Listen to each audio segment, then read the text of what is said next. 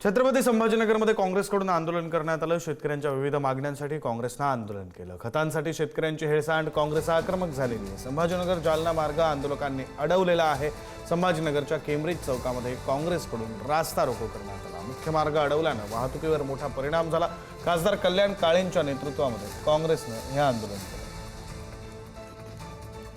छत्रपती संभाजीनगरमध्ये काँग्रेसने सध्या आंदोलन सुरू केलेलं आहे, रस्ता रोको सुरू केलेला आहे। मी सध्या आहे छत्रपती संभाजीनगर आणि जालना या महामार्गावरती। हा महामार्ग काँग्रेसच्या पदाधिकारी कार्यकर्त्यांनी अशा पद्धतीने रोखून धरलेला आहे। त्यांची प्रमुख मागणी ही आहे की आता खरीप हंगाम सुरू होतोय आणि याच खरीप हंगामाच्या सुरुवातीला सरकारने संभाजीनगर आणि कोल्हापूर अशा दोन जिल्ह्यामध्ये पायलट प्रोजेक्ट राबवित आहे, जेणेकरून शेतकऱ्यांना ऑनलाईन खत खरेदी करता यावं यासाठी एक ॲप तयार केलेली आहे। मात्र यामध्ये मोठ्या प्रमाणात अडचणी शेतकऱ्यांना निर्माण झालेल्या आहे। शेतकऱ्यांना ऑनलाईन अडचणी येत असल्याने खत मिळत नसल्याची तक्रार आहे आणि याच अडचणींना घेऊन आज काँग्रेसने या ठिकाणी आंदोलन केलेलं आहे आणि ही तात्काळ जी ॲप आहे ती रद्द करण्यात यावं। ऑनलाईन खरेदी खत केली जातं ते रद्द करण्यात यावं आणि तांत्रिक अडथळे जे सातत्याने येत आहे